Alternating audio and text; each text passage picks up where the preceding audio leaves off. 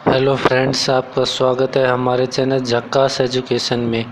और आज हम राजस्थान पुलिस की प्रवेश एग्ज़ाम में आए हुए रीजनिंग के पेपर को सॉल्व करेंगे। ठीक है, तो प्रवेश एग्ज़ाम में 4 शिफ्टों में हुए राजस्थान पुलिस के पेपर का सॉल्यूशन हम डे बाय डे लेके आते रहेंगे। ठीक है फ्रेंड्स, तो बिना कोई देरी करते हुए हम अपना पहला क्वेश्चन करते हैं। ठीक है, तो रीजनिंग का जो पहला क्वेश्चन है,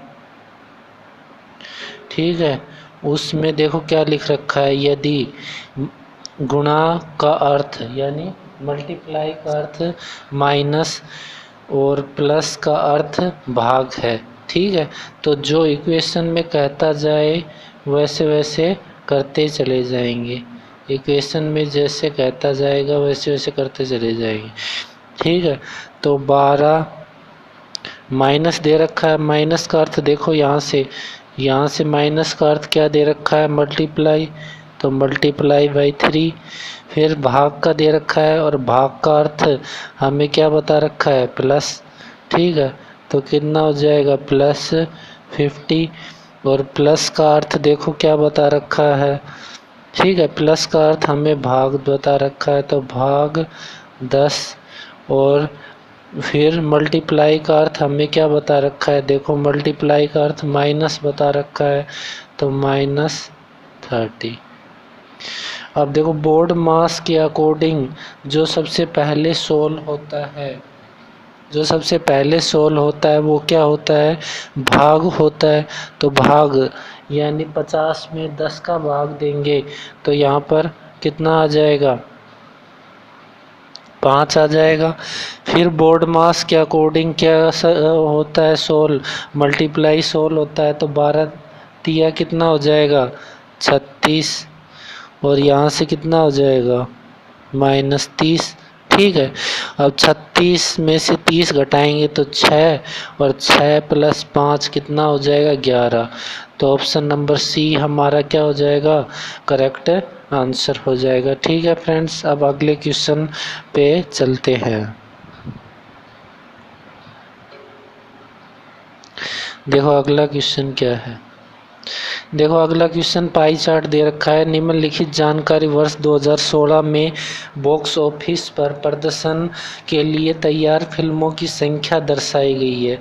फिल्मों की संख्या का प्रतिशत दर्शाया गया है। ठीक है, इस पूरे में क्या दर्शाया गया है, उनका प्रतिशत दर्शाया गया है। जनवरी में 30, फरवरी में 20, इस तरह अप्रैल में 15 और मार्च में 15, इस तरह परसेंट दर्शाया गया। अब देखो क्वेश्चन हमें क्या पूछ रहा है। पहला क्वेश्चन, यदि 2016 में कुल फिल्मों की संख्या 2016 में प्रदर्शित कुल फिल्मों की संख्या 200 थी तो बॉक्स ऑफिस में जनवरी में कितनी फिल्में प्रदर्शित हुई। देखो जनवरी का परसेंट कितना है, 30%। अब 200 का 30%, टोटल फिल्म हमारे पास कितनी है, 200, और 200 का जब 30% निकालेंगे तो यहाँ से कितना हो जाएगा, 30 दूनी 60। तो ऑप्शन नंबर सी हमारा क्या हो जाएगा, करेक्ट आंसर हो जाएगा। ठीक है फ्रेंड्स, अब अगले क्वेश्चन पर चलते हैं। देखो अगला क्वेश्चन भी पाई चार्ट से सेम क्वेश्चन है। निम्नलिखित वर्ष 2016 में बॉक्स ऑफिस पर प्रदर्शन के लिए तैयार फिल्मों की संख्या दर्शाई गई है। ठीक है, यदि 2016 में कुल प्रदर्शित तो नवंबर का परसेंट देखो कितना है, 10%। 10% है ना, तो 200 का 10% कितना हो जाएगा, 20। ठीक है, 200 का जब 10% निकालेंगे तो कितना हो जाएगा हमारे पास, बी। ऑप्शन नंबर सी हमारा क्या हो जाएगा, करेक्ट आंसर हो जाएगा। ठीक है फ्रेंड्स, अब अगले क्वेश्चन पर चलते हैं। फटाफट क्वेश्चन करेंगे जल्दी जल्दी। ठीक है, अगला है जेड का मान ज्ञात कीजिए। तो जेड का मान इसमें ज्ञात करना है, जेड स्क्वायर -2z + 1 = 0। तो द्विघात समीकरण है, तो जेड का मान हमें यहाँ से ही निकल जाएगा। ठीक है, द्विघात समीकरण है तो जेड का मान यहाँ से हमें निकल जाएगा। ठीक है, तो यहाँ से जेड का मान देखो, क्या जेड की जगह क्या रखें कि लास्ट में 0 आ जाए, तो जेड की जगह हम क्या रखते हैं, 1 रख लेंगे। ठीक है, 1 रखेंगे, जेड की जगह 1 रखेंगे, 2 +1, तो प्लस का 2 और माइनस का 2 कितना हो जाएगा 0, तो z का मान कितना हो जाएगा 1।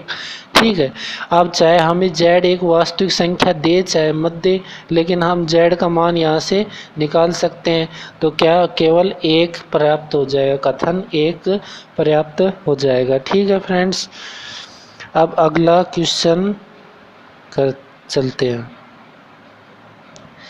देखा अगला क्वेश्चन क्या है, संदीप की आयु ज्ञात करनी है यदि संदीप राज से 2 वर्ष बड़ा है। ठीक है, जो संदीप है वो क्या है, राज से 2 वर्ष बड़ा है, और राज प्रणव से 3 वर्ष बड़ा है, और जो राज है वो क्या है, प्रणव से 3 वर्ष छोटा है। राज है वो क्या है, प्रणव से 3 वर्ष छोटा है, तो प्रणव P माइनस R, तो कितना हो जाएगा 3।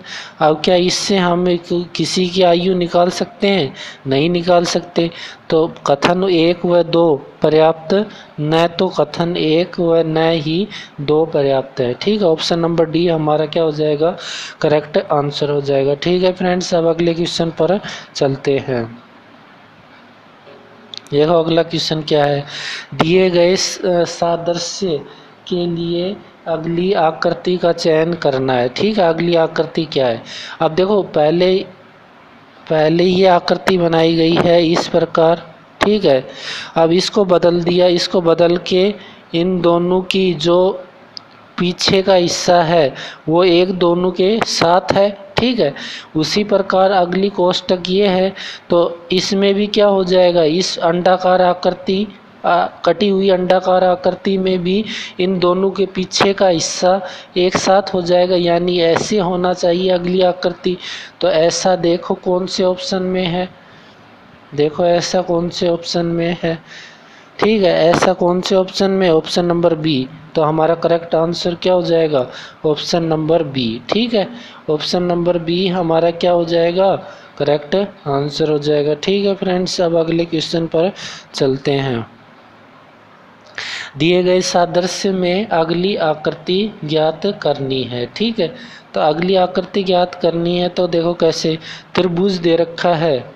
ठीक है, तो त्रिभुज एक दूसरे की और पीठ करके खड़े हुए, अब क्या हो जाएगा, अगली आकृति में हमारे पास क्या हुआ, दोनों का नुकीला सिरा एक दूसरे के साथ है। इसी प्रकार एरो जो तीर का निशान है वो एक दूसरे की, उनकी जो पीछे का हिस्सा है वो एक दूसरे के पीछे है। ठीक है, एक दूसरे की तरफ पीठ किए हुए है, तो अगली आकृति हमारी क्या हो जाएगी, एक एरो, दोनों एरो एक दूसरे की ओर। ठीक है, दोनों एरो के जो तीर के निशान है वो एक दूसरे की ओर हो जाएंगे। ठीक है, तो देखो इसमें कौन से ऑप्शन में है। ठीक है, तो option number C, option number C हमारा क्या हो जाएगा, करेक्ट आंसर हो जाएगा।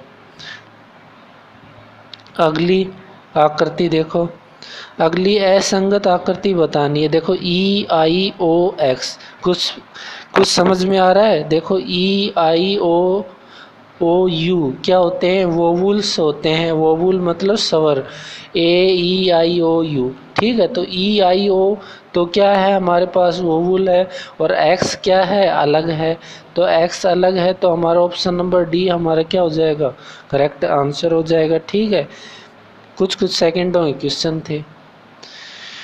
अगला क्वेश्चन देखो, असंगत आकृति को पहचानना है। असंगत आकृति इसमें पहचाननी कौन सी। ठीक है, बी, देखो बी 2 नंबर पे आता है, बिल्कुल सही है। F 6 नंबर पे आता है, M 13 नंबर पे, O 19 पे नहीं आता है, 15 पे आता है। ठीक है, तो ऑप्शन नंबर डी हमारा क्या हो जाएगा, करेक्ट आंसर। असंगत पहचानना था, तो असंगत कौन सा हो जाएगा, ये हो जाएगा। अब अगले क्वेश्चन पर चलते हैं। देखो निम्नलिखित में से क्या बताना है, असंगत की पहचान करनी है। देखो ब्रैकेट, सभी में हमें ब्रैकेट देख रहे हैं, लेकिन इसमें खड़ी हुई लाइन, तो यही असंगत है। ऑप्शन नंबर बी हमारा क्या हो जाएगा, करेक्ट आंसर हो जाएगा। अब अगले क्वेश्चन पर चलते हैं। ठीक है, निम्नलिखित में क्या करना है, निम्नलिखित में क्या करना है, हमें असंगत पहचानना है। असंगत आकृति हमें पहचाननी है, कौन सी होगी। ठीक है, तो ये देखो सी, सी, डी, डी, एल, एल और टी, टी, इनको ऑब्जर्व करेंगे तो हमें एक चीज़ मालूम हो रही है कि ये दो एक दूसरे के क्या है, दर्पण प्रतिबिंब है। या अगर यहाँ पर हम दर्पण लगा दें तो ये एक दूसरे का दर्पण प्रतिबिंब है, लेकिन ये नहीं है। तो असंगत कौन सा हो गया, डी हो गया। तो डी हमारा क्या हो जाएगा, करेक्ट आंसर हो जाएगा। ठीक है फ्रेंड्स, अब अगले क्वेश्चन पर चलते हैं। अगला क्वेश्चन है, निम्नलिखित शब्दों में सर्वाधिक उपयुक्त वेन आरेख का अब देखो भारत, उत्तर प्रदेश व कर्नाटक, तो देखो इसमें से कौन सा हो जाएगा, ऑप्शन नंबर ए हो जाएगा। कैसे हो जाएगा, क्योंकि भारत एक देश है, उसमें ये दो उत्तर प्रदेश और कर्नाटक अलग अलग राज्य हैं यानी स्टेट है। ठीक है, तो ऑप्शन नंबर ए हमारा क्या हो जाएगा, करेक्ट आंसर हो जाएगा। ठीक है, देखो इसमें क्या हो जाएगा, उत्तर प्रदेश और कर्नाटक दो अलग अलग स्टेट है और दोनों किसके अंतर्गत आते हैं, इंडिया में ही तो आते हैं दोनों। ठीक है, तो ये ऑप्शन नंबर ए सबसे अधिक उपयुक्त है। अगला देखेंगे। ठीक है, इस आकृति में हमें क्या समांतर चतुर्भुज गिनने थे। अब कभी अगर आप गिनने लग जाते तो आपकी कितनी, कम से कम 2 या 3 मिनट खराब हो जाती। तो इसमें क्या, पहले क्या करेंगे, स्तंभ और पंक्ति, ठीक है, हॉरिजेंटल और क्षैतिज और स्तंभ और पंक्ति को देख लेंगे। देखो स्तंभ कितने हैं, 1 और 2, ठीक है, और पंक्ति कितनी है, 2, 3, 4। अब क्या करेंगे, इनका योग कर देंगे। देखो 1 + 2 + 3 + 4, ठीक है, स्तंभ और पंक्ति का योग कर देंगे। तो पंक्ति का योग किया तो हमारे पास कितना आ गया, 3, 3, 6 और 4 10। और स्तंभ का योग किए करेंगे तो कितना आ जाएगा, 1 + 2 तो कितना आ जाएगा, 3। और जो पंक्ति और स्तंभ का जो योग आए उन दोनों को मल्टीप्लाई कर देंगे तो कितना आ जाएगा, 30 हमारा क्या हो जाएगा, करेक्ट आंसर हो जाएगा। ठीक है फ्रेंड्स, ये ट्रिक होती है, याद रख लेना आप, कभी भी अगर आ जाए तो ऐसा। तो क्या करेंगे, पंक्ति और स्तंभ की नंबरिंग करेंगे तथा उन जितने भी नंबर किए हैं उनका योग कर देंगे और पंक्ति का योग जो आएगा और स्तंभ का जो योग आएगा उन दोनों को मल्टीप्लाई कर देंगे तो वही हमारी टोटल समांतर चतुर्भुजों की संख्या हो जाएगी। अब देखो, राम बाबू सुबह पूर्व की ओर टहल रहे हैं। 4 किलोमीटर चलने के बाद वह दाईं ओर मुड़ जाते हैं। ठीक है, तो देखो कैसे होगा। ठीक है, अब यहाँ पर जगह नहीं है, मैं इसके ऊपर ही बना के बताऊंगा आपको। ये हमारी दिशा होती है, ऊपर तो हमारा होता है, ठीक है, ऊपर तो हमारा होता है उत्तर दिशा, ठीक है, और जो हमारे राइट हैंड की साइड होती है वो हमारी पूर्व, लेफ्ट हैंड की साइड पश्चिम और नीचे क्या होता है, दक्षिण होता है। अब देखो क्या कह रहा है कि पूर्व की ओर टहल रहे हैं और 4 किलोमीटर चलने के बाद, तो पूर्व इस तरफ है तो इस तरफ 4 किलोमीटर चलेगा। ठीक है, 4 किलोमीटर चलने के बाद वह अपने दाएं, ठीक है, तो उसका दायां कहाँ होगा, नीचे की तरफ होगा। ठीक है, तो नीचे की तरफ कितना हो जाएगा, ठीक है, नीचे की तरफ उसने 3 किलोमीटर चला। अब क्या कह रहा है, आरंभिक बिंदु, ठीक है, 3 किलोमीटर चलते हैं, उस बिंदु से वह अपने आरंभिक बिंदु की ओर चलता है। ठीक है, यहाँ से ये अपने आरंभिक बिंदु की ओर चलता है। ठीक है, तो अभी वह किस दिशा में चल रहा है, ठीक है, और उसे उन्हें आरंभिक बिंदु तक पहुंचने के लिए कितनी दूरी तय करनी पड़ेगी। ठीक है, अब इस प्रकार अब ये इसको किससे ये क्या है, कर्ण की दूरी तय करनी पड़ेगी। तो ये क्या हो गई, एक पाइथागोरस प्रमेय लगा देंगे, क्योंकि ये तो लंब हो गया और ये आधार हो गया। ठीक है, तो ये तो आपको अगर ट्रिपलेट याद है तो 3 4 और ये दूरी कितनी हो जाएगी 5। अब देखो आरंभ क्या कह रहा है, आरंभिक बिंदु दिशा की ओर चलते हैं। अभी वह किस दिशा में चल रहा है, ठीक है, किस दिशा में चल रहा है। तो यहाँ आरंभ से देखेंगे किस दिशा में चल रहा है, तो ये चल रहा है। ठीक है, यहाँ से देखेंगे तो किस दिशा में चल रहा है, देखो यहाँ पर बना के देख लेंगे तो किस दिशा में चल रहा है। ये तो पूर्व हो गया और ये क्या हो गया दक्षिण, तो पूर्व और दक्षिण की तरफ। ठीक है, ये तो उत्तर हो गया और ये हमारा पूर्व हो गया, ये हमारा दक्षिण हो गया और ये हमारा क्या हो गया पश्चिम। तो दक्षिण और पूर्व के बीच में है ना, तो दक्षिण पूर्व और 5 किलोमीटर। ठीक है, तो उसने दक्षिण पूर्व की ओर चल रहा है और 5 किलोमीटर, तो देख लो दक्षिण पूर्व और 5 किलोमीटर। ऑप्शन नंबर बी हमारा क्या हो जाएगा, करेक्ट आंसर हो जाएगा। ठीक है फ्रेंड्स, अब अगले क्वेश्चन पर चलते हैं। अगला क्वेश्चन है, निम्नलिखित आकृति का दर्पण प्रतिबिंब बताना है। तो दर्पण प्रतिबिंब जो बनेगा वो उल्टा बनेगा, यानी ऐसे बनेगा एफ। ठीक है, एफ के बाद हमारा यू तो क्या रहेगा, यू तो सेम रहेगा। ठीक है, और एन उल्टा बन जाएगा। ठीक है, इस प्रकार। तो ये कौन सा, देखो कौन से में है, बी में, तो ऑप्शन नंबर बी हमारा क्या हो जाएगा, करेक्ट आंसर हो जाएगा। ठीक है फ्रेंड्स, अब अगले क्वेश्चन पर चलते हैं। देखो अगला क्वेश्चन क्या है, निम्नलिखित में से उस व्यक्ति का चयन कीजिए जो अन्य विकल्पों से भिन्न है। तो क्या है, लालू प्रसाद यादव, अटल बिहारी वाजपेयी, सत्येंद्र नाथ बोस और ममता बनर्जी। अब देखो किन्हीं 3 4 दे रखे हैं, किन्हीं 3 में समानता है तथा एक अलग। अब देखो लालू प्रसाद यादव है, ये हमारा रेल मंत्री रह चुके हैं, पूर्व रेल मंत्री, और बिहार के मुख्यमंत्री रह चुके हैं। ठीक है, तो राजनेता से संबंध हो गया।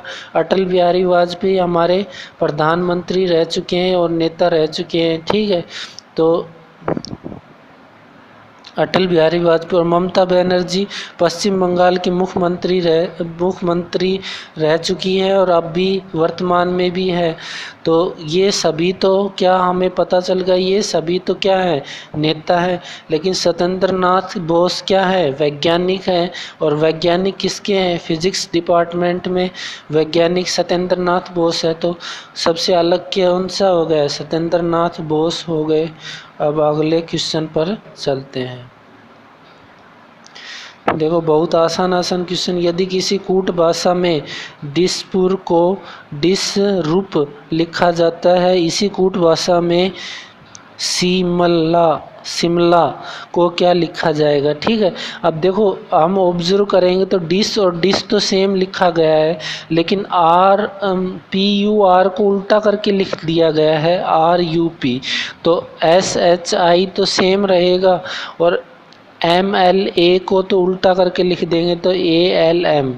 तो कौन सा ऑप्शन है, ऑप्शन नंबर ए हमारा क्या हो जाएगा, करेक्ट आंसर हो जाएगा। अब अगले क्वेश्चन पर चलते हैं। देखो अगला क्वेश्चन क्या है, माधवी राहुल की बहन है। माधवी की नानी एकमात्र बेटी राहुल से किस प्रकार संबंधित है। ठीक है, अब कभी भी ऐसे क्वेश्चन आए तो अपने से रिलेट करके चलो, अपने से रिलेट करके चलो, तो अपने से रिलेट करो, और बाकी मैं इसका बता भी दूंगा मेथड कैसे, लेकिन अपने से रिलेट चलो। ये मान लो कि राहुल अपने खुद को मान लो। ठीक है, तो राहुल खुद को मान लिया और माधवी अपनी बहन को मान लिया। ठीक है, आपकी जो भी बहन हो, तो आप बहन की नानी होगी तो आपकी भी तो नानी होगी वो, और उसका एकमात्र बेटा राहुल। ठीक है, उसकी एकमात्र बेटी, ठीक है, वो एकमात्र बेटी, तो नानी की बेटी क्या हो जाएगी, आपकी माँ हो जाएगी। वो एकमात्र है यानी अकेली है, यानी आपकी माँ हो जाएगी। तो राहुल से किस प्रकार संबंध है, तो माँ से संबंध है।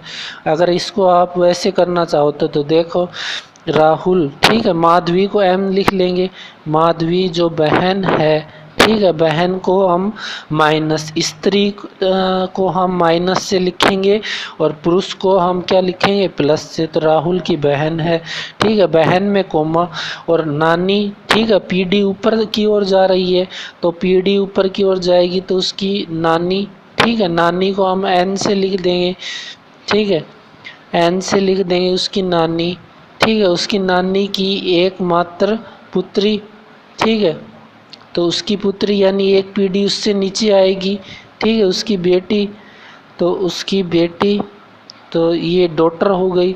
अब डॉटर कैसे होगी, जब इसका ये पुत्र होगा तभी तो इसकी डॉटर होगी, तो ये इसकी माँ हो जाएगी, ठीक है। ऑप्शन नंबर ए हमारा क्या हो जाएगा, करेक्ट आंसर हो जाएगा, ठीक है फ्रेंड्स। अब अगले क्वेश्चन पर चलते हैं। अब देखो, दिए हुए कथनों में से सही मानते हुए यह निर्धारित करें कि इसके आधार पर दोनों निष्कर्षों में कौन सा निष्कर्ष अनुसरण करता है। तो कथन हमें दे रखा है, क्या दे रखा है, देखो कथन हमें दे रखा है कुछ टमाटर मक्का है, तो कुछ टमाटर को टी से लिख देंगे और मक्का को एम से लिख देंगे। मक्का है और कुछ आलू मक्का है और कुछ आलू, ठीक है। कुछ आलू मक्का है तो मक्का के साथ जुड़ जाएगा, तो कुछ आलू है वो क्या है, ठीक है। आलू को ए से लिख, वैसे तो पी से पटाटो होता है लेकिन हम ए लिखेंगे, तो ए से क्या हो जाएगा, आलू। अब देखो, कुछ मक्का आलू हैं, कुछ मक्का, ठीक है। कुछ मक्का आलू हैं, ठीक है, तो बिल्कुल सही है। जब कुछ आलू मक्का है तो कुछ मक्का भी आलू होगा। कुछ मक्का टमाटर है, कुछ मक्का, ठीक है। कुछ मक्का टमाटर हैं, ठीक है। कुछ मक्का टमाटर हैं, ठीक है। कुछ टमाटर मक्का है तो कुछ मक्का भी टमाटर होंगे, तो दोनों हमारे क्या हो जाएंगे, सही हो जाएंगे। तो देखो इसमें क्या आएगा, हाँ, निष्कर्ष 1 व 2 दोनों क्या होते हैं, अनुसरण करते हैं। अब देखो अगला क्वेश्चन क्या हो जाएगा। कथन में पढ़े और दिए गए जानकारी से तर्क संगत सही निष्कर्ष को पहचाने। इस कप में औषधि स्वास्थ्यवर्धक पेय है।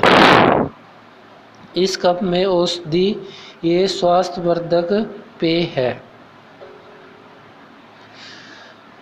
अब देखो निष्कर्ष क्या है, स्वास्थ्यवर्धक पेय कड़वा है, ऐसा तो बिल्कुल नहीं कहा गया है कि औषधि, इस कप में औषधि स्वास्थ्यवर्धक पेय है, औषधि, तो ऐसा तो बिल्कुल नहीं कहा गया है कि औषधीय कड़वा है, कड़वा की बात कही नहीं गई है। फिर है स्वास्थ्यवर्धक पेय से खांसी ठीक हो जाती है, ठीक है। औषधीय स्वास्थ्यवर्धक पेय है, लेकिन इसमें ये नहीं बता रखा कि इससे स्पेशलिस्ट एक बीमारी ही ठीक होती है, ठीक है। तो इसमें ऐसा बिल्कुल भी नहीं कहा गया है कि इससे खांसी ठीक हो जाएगी, तो क्या हो जाएगा, निष्कर्ष न तो 1 और न ही 2 अनुसरण करता है, यानी दोनों गलत हो जाएंगे हमारे। अगला है, देख कथन को पढ़ें और जानकारी तर्क सही। तो सरकार को गरीबी रेखा के नीचे जीवन यापन करने वाले लोगों को राशन देना चाहिए। हाँ, यह गरीबी लोग, ठीक है, सही तर्क को पहचाने। हाँ, यह गरीबों को न्यूनतम जीवन सामर्थ्य प्रदान करता है, ठीक है। सरकार गरीब नहीं, भ्रष्टाचार लोगों द्वारा अनुदान का दुरुपयोग होता है। सरकार को गरीबों की मदद हेतु वैकल्पिक उपायों के बारे में सोचना चाहिए, ठीक है। तो इसमें क्या हो जाएगा, हमारा क्या हो जाएगा, तर्क फर्स्ट हमारा क्या है, मजबूत है, बाकी सेकंड में कोई मजबूत नहीं है कि नहीं भ्रष्टाचार। तो क्या भ्रष्टाचार लोगों के वजह से क्या गरीबों को मदद करना छोड़ दे क्या सरकार, तो इसमें क्या हो जाएगा, ऑप्शन नंबर ऑप्शन नंबर 1, ठीक है। तो ओनली केवल तर्क एक मजबूत है, तो क्या हो जाएगा, ऑप्शन नंबर ए हो जाएगा। अगला देखो, कथन को पढ़ें और पूर्व धारणा बताएं, ठीक है। तो कथन को पढ़ने के बाद आप इसके बारे में क्या पूर्व धारणा अधारणा लगा सकते हैं। शराब छोड़ने वाले अधिकांश लोग मोटे हो जाते हैं। यदि कोई शराब छोड़ दे तो वह मोटा हो जाएगा, ठीक है।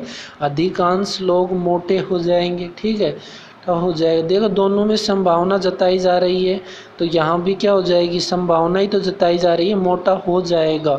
ये तो नहीं कहेगा मोटा हो गया, ठीक है। तो अधिकांश लोग मोटे हो जाते हैं, तो हाँ भाई हो सकता है कि शराब छोड़ दे तो मोटा हो जाए। यदि कोई शराब नहीं छोड़ता है तो मोटा नहीं है, ऐसा तो बिल्कुल नहीं कहा गया है कि शराब छोड़ने वाले, अधिकांश कहा गया है, अधिकांश लोग मोटे हो जाते हैं। यदि कोई शराब नहीं छोड़ता है तो वह मोटा नहीं होता है, ठीक है, अधिकांश कहा गया है। तो इसमें क्या हो जाएगा, केवल हमारा तर्क एक अंतर्निहित हो जाएगा। अब देखो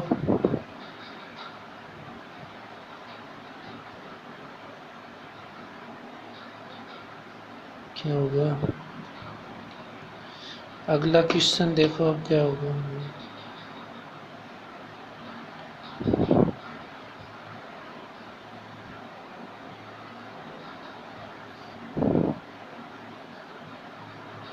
ठीक है, अगला क्वेश्चन अब देखते हैं हमारा क्या हो जाएगा। यहाँ से ठीक है, अब अगला क्वेश्चन क्या हो जाएगा देखते हैं यहाँ से। तो यहाँ से देखेंगे तो देखो, श्रृंखला में उन अनुपस्थित अक्षर के लिए सर्वाधिक उपयुक्त विकल्प का चयन दीजिए। अब देखो एफ कितने नंबर पे आता है, 6 नंबर पे, ठीक है। और आई कितने नंबर पे आता है, 9 नंबर पे। एम, इन सभी की नंबरिंग याद रखनी है आपको, नंबरिंग याद करनी रखोगे तो क्वेश्चन बहुत आसानी। 18 और ई कितने पे आता है, 5 पे, और ये हमें बताना है। अब देखो इसमें क्या सीक्वेंस चल रहा है, 3 की बढ़ोतरी हुई, यहाँ 4 की बढ़ोतरी हुई, यहाँ 5 की बढ़ोतरी, तो यहाँ 6 की, तो क्या आ जाएगा 24, और 24 पर हम जानते हैं क्या आता है, x आता है। तो ऑप्शन नंबर सी हमारा क्या हो जाएगा, करेक्ट आंसर हो जाएगा। अब अगले क्वेश्चन पर चलते हैं।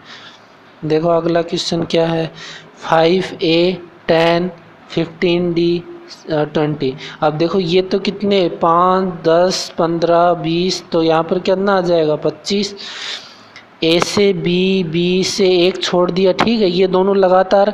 अब एक छोड़ दिया बी से सी डी, और डी से अब 2 छोड़ दिया ई एफ जी, तो जी से एच आई और जे 3 छोड़ देंगे और के लेंगे, तो 25 25 के, ऑप्शन नंबर बी हमारा क्या हो जाएगा, करेक्ट।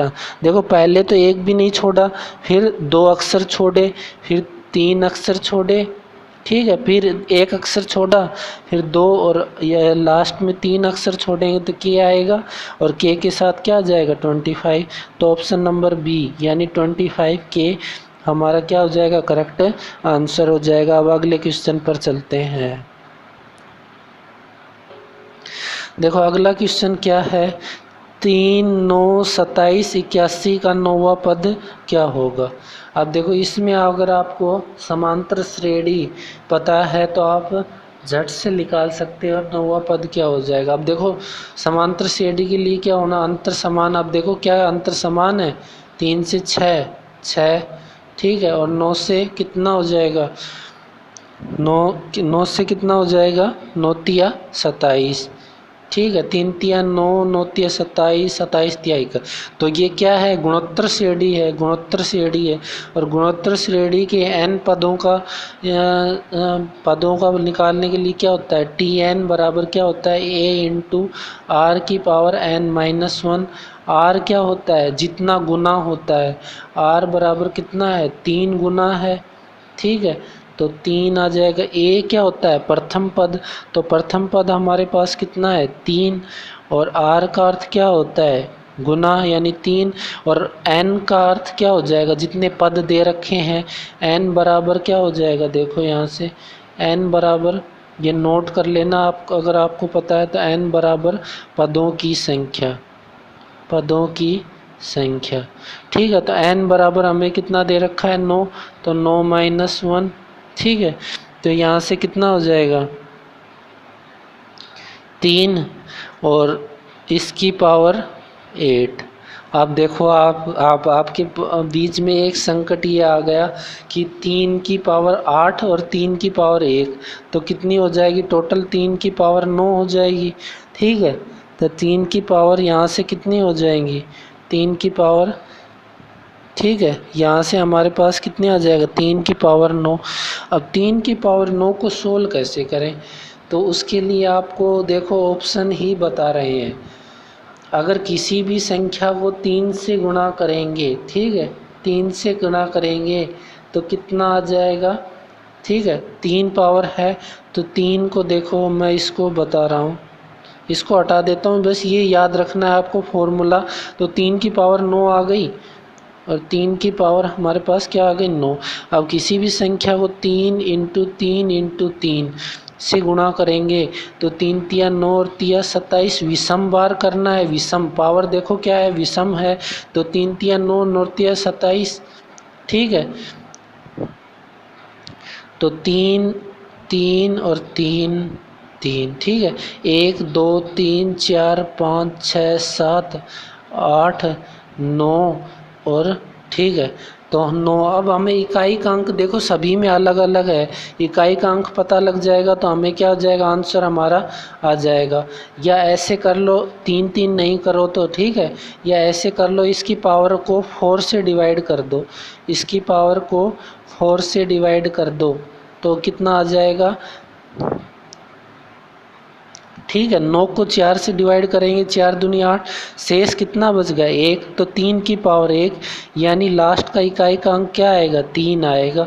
तो ऑप्शन नंबर सी हमारा क्या हो जाएगा करेक्ट आंसर हो जाएगा। ठीक है, तो पहले श्रृंखला को देखेंगे हम कि ये समांतर श्रेणी की है या गुणोत्तर। समांतर श्रेणी में तो अंतर समान होगा, गुणोत्तर श्रेणी में मल्टीपल होगा। ठीक है, 3 का मल्टीपल 3 तिया 9, 9 का 3 बार गुणा किया तो 27, तो हमें पता चल गया यहाँ पर मल्टीपल कितना है 3। तो इसमें फॉर्मूले में लगा देंगे Tn बराबर a इंटू आर की पावर n माइनस 1। इस फॉर्मूले में लगाकर हम 90वें पद का मान ज्ञात कर सकते हैं। अब अगले क्वेश्चन पर चलते हैं। ठीक है, ये क्वेश्चन मेरे ख्याल से हो गया था, नहीं हुआ था, वो अलग क्वेश्चन था। ठीक है, तो यहाँ से देखो कैसे होगा। अब देखो कितना दे रखा है 16 प्लस की देखो प्लस को क्या माना गया है भाग, तो भाग लिख लेंगे 8, और भाग को क्या माना गया है -3। ठीक है, और माइनस को क्या माना गया है देखो, माइनस का अर्थ कितना है मल्टीपल 5। ठीक है, अब देखो गुणा को क्या माना गया है प्लस। ठीक है, ये 19। अब देखो पहले क्या 16 होता है भाग 16 होता है, तो यहाँ से कितना आ गया 2। फिर क्या 16 होता है मल्टीप्लाई 16 होता है -15 और प्लस 19, तो 19 और 2 कितना हो जाएगा 21, और 21 में जब 15 घटाएंगे तो कितना आ जाएगा हमारे पास 6। तो ऑप्शन नंबर ए हमारा क्या हो जाएगा करेक्ट आंसर हो जाएगा। ठीक है फ्रेंड्स, अब अगले क्वेश्चन पर चलते हैं। अगला क्वेश्चन देखो, n का मान ज्ञात करना है। जो पहली इक्वेशन दे रखी है वो हमारे पास p बराबर 2n + 1, और दूसरी इक्वेशन दे रखी है हमारे पास, वो हमारे पास क्या है n बराबर 5 + 3r और r बराबर 2। ठीक है, अब r बराबर 2 है, r का मान इस इक्वेशन में अगर रख दें तो हमारे पास n का मान आ जाएगा, लेकिन एक है वो तो कुछ भी नहीं दर्शा रहा, इससे तो हम n का मान निकाल ही नहीं सकेंगे, तो केवल 2 से निकाल सकेंगे। तो क्या हो जाएगा केवल 2 पर्याप्त है। ठीक है, एक की कोई ज़रूरत ही नहीं है, जब यहाँ पर r का मान दे रखा है और n, तो क्या हो जाएगा ओनली 2 इज सेटिस्फाई। अब देखो निम्नलिखित 2016 के बॉक्स ऑफिस प्रदर्शन 2016 में कुल फिल्मों की संख्या 2 थी, तो फरवरी से अप्रैल तक कितने प्रतिशत फिल्में प्रदर्शित हुई, फरवरी से अप्रैल तक बतानी है। तो देखो फरवरी से अप्रैल तक बतानी है, तो कितनी फिल्में प्रदर्शित हुई वो बताना है। तो देखो फरवरी में कितनी हुई 20, ठीक है। फरवरी से अप्रैल तो फरवरी, मार्च में देखो कितनी है 15, और अप्रैल में कितनी है 15, तो 15 30 और 50, तो 200 का जब 50% निकालेंगे तो कितना आ जाएगा हमारे पास 100 आ जाएगा ना 50%। तो कितनी फिल्में प्रदर्शित हुई 100 फिल्में। तो ऑप्शन नंबर सी हमारा क्या हो जाएगा करेक्ट आंसर। अब 2016 में बॉक्स ऑफिस पर प्रदर्शित फिल्में, ठीक है, तो 200 थी, तो अप्रैल में 2016 में कितनी फिल्में, अप्रैल का देखो परसेंट कितना है 15, और 2016 का 15, 200 का 16% कितना हो जाएगा 15% कितना हो जाएगा, ठीक है 30 हो जाएगा, ठीक है। 200 का अगर 15% निकालेंगे तो कितना हो जाएगा 30। तो ऑप्शन नंबर बी हमारा क्या हो जाएगा करेक्ट आंसर, ठीक है। अब देखो क्या है, संजय की आयु ज्ञात करें। संजय की आयु अपने पुत्र राकेश से 20 वर्ष अधिक है। तो संजय की आयु अपने पुत्र राकेश से 20 वर्ष अधिक है। राकेश अपनी बहन रितिका को RIT लिख देंगे, रितिका से 1 वर्ष बड़ा है, 1 वर्ष बड़ा है, जो 1 वर्ष की है, ठीक है। तो संजय की आयु ज्ञात करनी है। राकेश अपनी बहन रितिका से 1 वर्ष बड़ा है, जो 1 वर्ष की है, यानी उसकी बहन 1 वर्ष की है, तो उसका, ठीक है, तो उसका भाई यानी वो कितना हो जाएगा, रितिका कितनी की 1 वर्ष की है, रितिका, ठीक है, यहाँ से मैं हटा देता हूँ। रितिका अगर 1 वर्ष की है, ठीक है, अपनी बहन से 1 वर्ष बड़ा है, तो राकेश क्या हो जाएगा, राकेश 1 + 1 यानी 2 वर्ष का हो जाएगा। और संजय की आयु अपने पुत्र से 20 वर्ष अधिक है, तो संजय क्या हो जाएगा, संजय की क्या हो जाएगी 20 वर्ष अधिक है, ठीक है। पुत्र राकेश से 20 वर्ष अधिक है, तो संजय कितनी हो जाएगी 22। तो हमें दोनों कथन चाहिए, तभी तो हम संजय की आयु निकाल सकते हैं। अगर सेकंड लेंगे तो हमें ओनली राकेश की आयु निकलेगी, राकेश की आयु, और इस फर्स्ट में लेंगे तो संजय की आयु, ठीक है। तो फर्स्ट और सेकंड निष्कर्ष, फर्स्ट व सेकंड दोनों, ठीक है, दोनों पर्याप्त, ठीक है। तो क्या हो जाएगा ऑप्शन नंबर सी, 1 व 2 दोनों आवश्यक हैं, ठीक है फ्रेंड्स।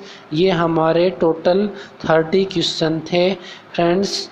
तो काफ़ी मेहनत से मैंने आपके लिए ये पेपर जो फाइंड करके लेके आया हूँ आपके लिए, और उसका सॉल्यूशन और वीडियो बनाने में काफ़ी मेहनत लगती है फ्रेंड्स।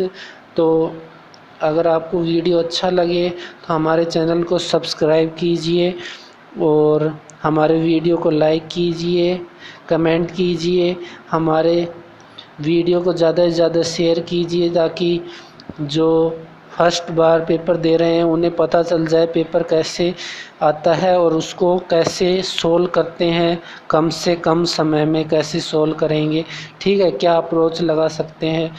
तो खुश रहें, और जय हिंद, जय भारत।